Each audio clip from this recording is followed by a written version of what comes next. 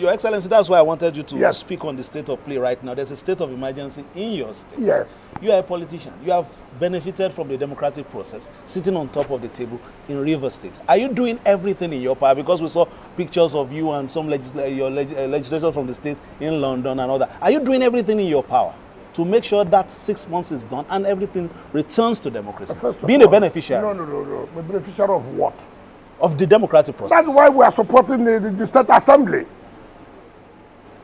That's why we want that the only way there can be democracy is when the legislature is in existence. Now, it behoves you now, who is the governor, to allow democratic structures to be. It behoves on you now to say, look, this thing has happened. How do I do to bring everybody together? Now you hear people talk, go on television, say this and say that. I'm an elder. I'm a leader. Has anybody taken it upon himself or herself in Rivers State today? Say, look, see where we are. What do we do? Let me approach this legislator. Let me approach these leaders of the party. What do we do to make sure things work together? Maybe they are looking up to you to do that. See, that is the problem I have. As a leader. You said you heard what I hear one roof for Saturday just said I'm the cause of the problem. And I laugh. If I'm the cause of the problem, as an elder, he claims he is. Has he one day called me? Come. What is the problem? Why can't you sit down and talk? And let me not say, okay, see this and see that. Rather, as the chief promoter of ethnicity under Adajwa's governor in Rivers State, we saw hell. That's the period you had Ogoni and Okrika crisis. That's the period you had crisis in Okrika land, where human beings were killed, slaughtered, where he established the Bush Boys. Ask him. Under who? That they now had Amanaba for Okrika. Under my government. Under me. Under him there was crisis. Bloodshed. Yeah, people were dying. You set up a faction, or they call them Bush Boys. Durable set up a faction, and they were killing, slaughtering people. As a governor, as an elder statesman, and you have not. So, these are my people. Now somebody who's not from your place came as a governor and said, no, this has to stop. What is this problem?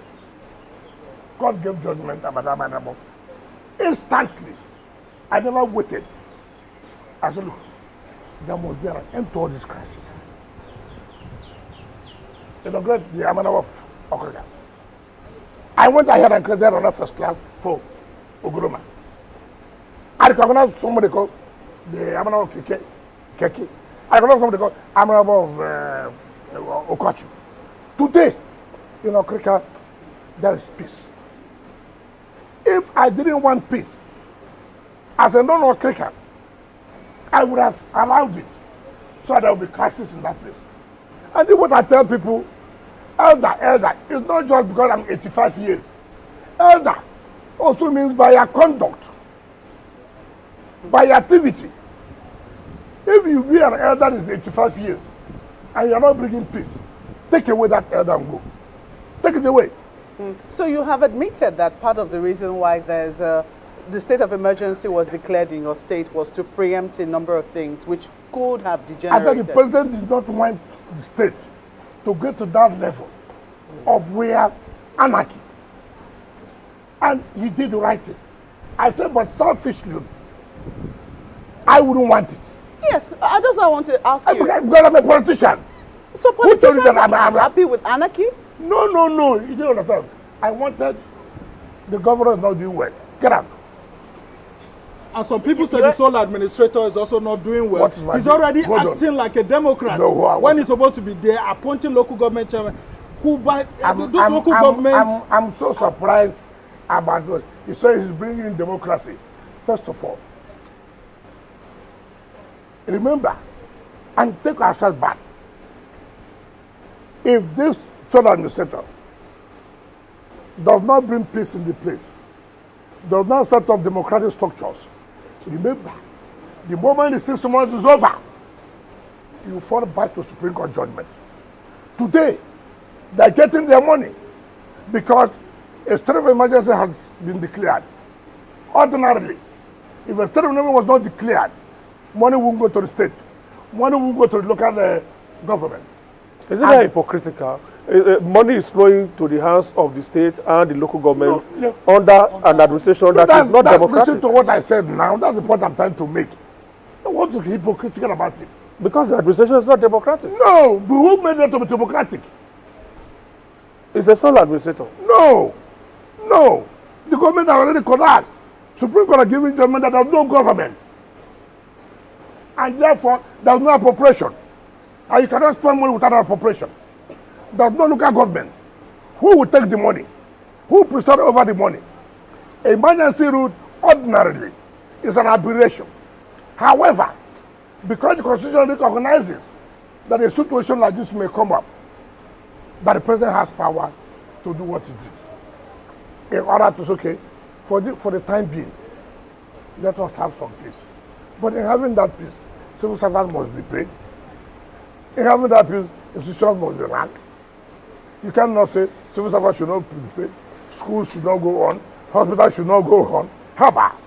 Well, the Constitution never said state that of emergency, a democratically elected governor would be swept off his feet, because the intention of the Constitution was... remember Section 305 said the president got the exceptional steps. But like I said, the matter is in court. Let the court interpret. And that's why people should be patient. Up to now, we have almost about 11 cases. I hear the PDP governors went to court. I hear. Yes, that's what I heard. They know. They all did that just to... They deceived the governor. They deceived him. Don't you know you're a governor? Apply this. Apply that. Now see where they are. Your Excellency, if we are looking at a long-lasting peace, we are 2 months gone into the state of emergency. No, 1 month. 1 month gone. In 6 months is expected to be over. And you stated clearly that the president's decision sort of gave the governor a lifeline. Should his supporters be bothered that after the state of emergency, because we know these 27 lawmakers are part of your political family. That is what we are saying. He who wears the shoe knows where it pitches him. Is that correct? You're a governor. So hold on. Look at the circumstance where you are. You should take the bull by the horn. Take steps. I told you here. Has anybody approached anybody? So Governor Fubara hasn't called you on the line since his suspension? I have told you, have anybody approached anybody? You know, when you see, I don't like people who are hypocrites. I have told you, mention one leader, one so-called elder in Rivers that has taken steps. Those of them who are running around the governor, collecting money. I hear one of them is always in the golf course, IDB golf course here, playing golf. As they go home to say, look, now we're under this kind of situation. What do we do? 6 months will still be over.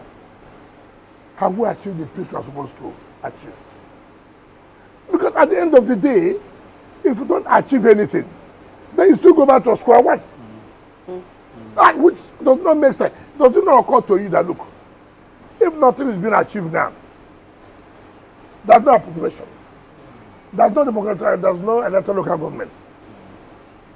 Supreme Court judgment must be implemented. So who is the sole administrator accountable to? That's what people That is why it is called emergency rule, which I told you as a politician I'm not happy. Okay. But to solve the situation, and that's where the president came in.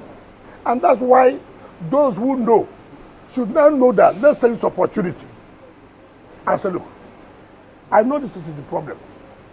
Can you do this? Can you do this?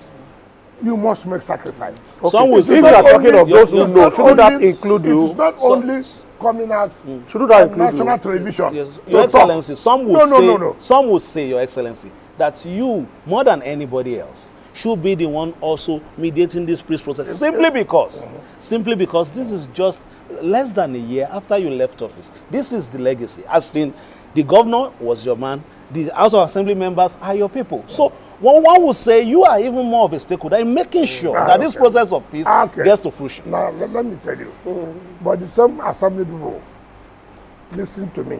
It's not correct? But the government didn't listen to me. Just see him as a stubborn son and then okay, no problem. Now, let me tell you something. Have you heard the parable of the prodigal son? Let me tell you. The father left those who listened to him and went in search of that only one that didn't listen to him. No, that's not prodigal son, no. That's not correct. When a prodigal son comes back and pleads, I said, look, forgive me. I've made a mistake. I want us to move forward. You are human. You are human. But in sincerity, let me tell you, 2 governors under APC reached me with an influential person from outside the state. 2 governors under APC.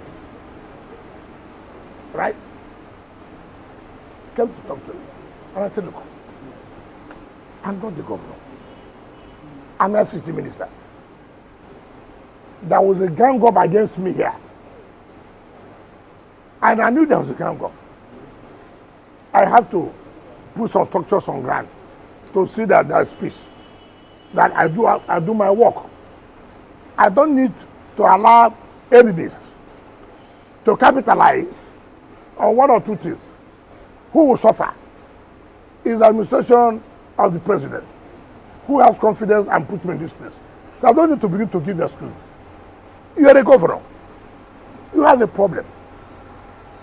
That's why I said governance is not only restricted to award of contract and commission of project.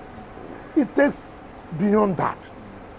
If Fubara calls you today, will you pick his call? These 2, I said these 2 governors came to me. And I said, look, I'm here for peace. What does he want? What does he want?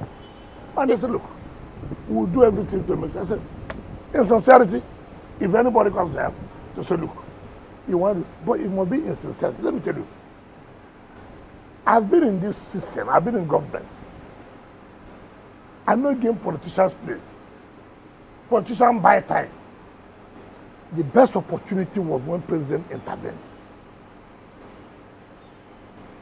The day President intervened, the assembly people went immediately and withdrew the impeachment notice. You heard what happened. Some elders came up. President has no power. What he did was political. They went to court. They went to court. A lot of suits were instigated. Where did it lead us to now? Who is on suspension? Is it me? I mean, you must use wisdom. A whole president of a country called you, whether he was right or he was wrong, at least at that level. That's okay. Let me stomach. Let me listen to him. And you play your own part. Let the people not play their own part. Mr. President, he has played his part. These people are saying, look, do you understand what it takes? For 16 months, you seize people's salary. They don't pay their children's school fees. Most of us are just talking. Do you know what it takes? Let me ask all of you here. That your children are at home. Why? There's no money to pay their school fees. Why? Somebody has stopped my salary for 16 good months. Your Excellency. So, and nobody appears to take that into consideration. So, the pains. And I expected that somebody should say, look, this thing should end. Let me go. Sir, man, we can't continue this way. Let's sit down and talk on the table. All this arrogance of going to national channels, arise, to abuse anybody. You were here, they say I'm dead. They flew me out.